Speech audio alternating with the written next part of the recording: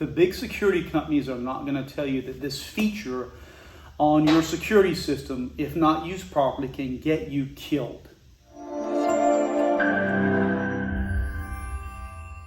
I'm doing another quick video before I go into the office today. As always, been in the security business about 20 years, so I've seen a lot of technology come and go. I've seen a lot of features come and go. I've seen a lot of things that are phenomenal and developments in the industry that are phenomenal as well. But I want to talk to you specifically about geofencing and how you need to use it and how you need to turn some features off so you don't get in trouble. So if you don't know the statistics, these are going to be a little bit old because I'm sure things change quickly. About 40% of break-ins now, 40% of home invasions happen during the daytime. They happen when you are home. They happen when you are particularly coming into your home. The most vulnerable time for you as a mother, as a parent, you're taking your kids in and out of the house, you're getting your groceries, you got home from work, you've got your stuff you want to take out of the car, you're distracted by being home, and you want this really cool feature to use on your phone, which is geofencing. And listen, it does have there's some things about geofencing that are fine. I'm only going to go over the two main features today about geofencing that are absolutely dangerous to the protection of your home, the protection of your children, and to protect you while you're coming in and out of your house. And there's a lot of things geofencing does that I don't have time to cover today. I'll probably come back and do it. I mean, if it knows you're coming home, it can turn your AC on or off. It can adjust those types of things. It can tell you where your kids are, if they're supposed to be at school or at the library or at a party. It can tell you those things. Like, there's a lot of good features about geofencing. But these two features are the most dangerous and the most deadly, and mainly because of how home break-ins happen these days, or home invasions happen these days. So every company just about that's a reputable company or that is a big company likes this feature because it's a good selling point. And here's the selling point, right?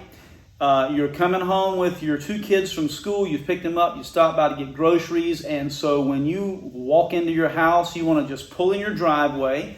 You want to have your phone talk to your panel inside via Bluetooth, and the panel says, "Oh, Linda's home. I'm going to unlock the door and turn the security system off." That is a great convenience, right? You got two kids, they're in car seats, you want to get them out of the car, you grab your bags of groceries, and you are just walk into your house because the lock is now not set, and all you have to do is just kind of push on the little arm lever and get in your house.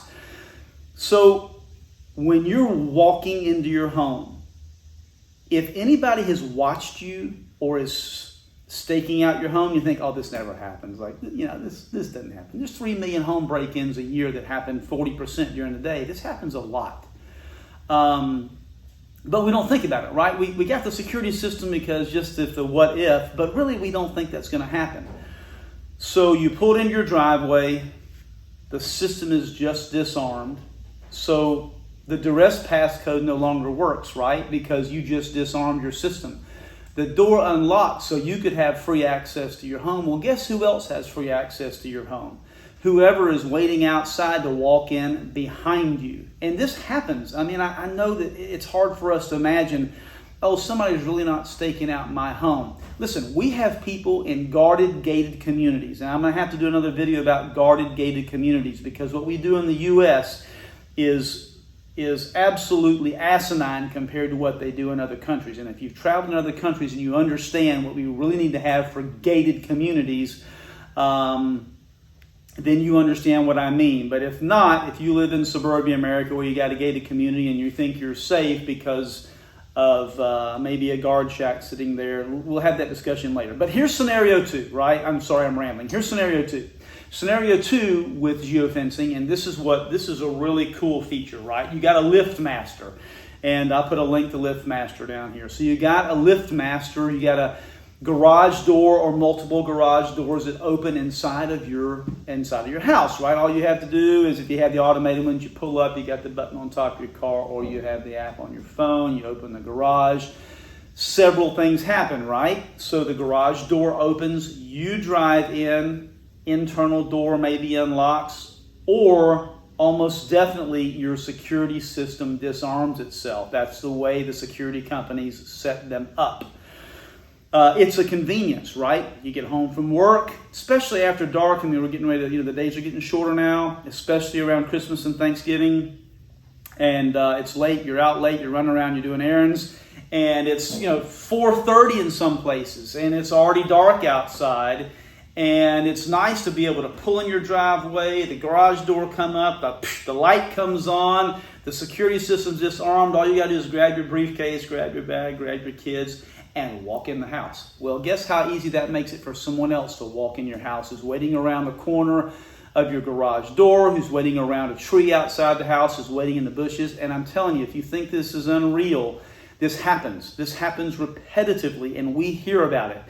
We have people coming down. We have a retail store as well, only one in the U.S., although we service from Canada all the way down to South America. We only have one retail store in the U.S. We have personal defense, guns, ammo, all those types of things.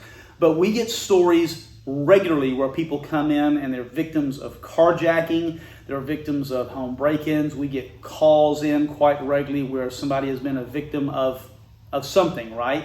I've had customers murdered. I've had people cut through floors to get into people's houses. I've had people put chains into people's houses and rip safes out of the wall, drag them down the street until they came open to get the guns and valuables out. I mean, you cannot believe. We've had air vents ripped off the top of ceilings or roofs in order for thieves to get in and steal things. You just cannot believe the things we've seen over the years. So look, whether you decide you want to do business with us or some other company, whatever you do, be aware of what the features make you vulnerable to. Be smart about it. If you're a customer of some other company right now, call them. Learn how to turn off the certain features on your geofencing so you're not making your family, your kids, your life vulnerable to something that really is meant to be helpful, but in the long run, it's just really not the best option for you when it comes to features on security systems. Hey, do me a favor, please. Like and subscribe. I'm going to try to get these out to you daily before I go to work.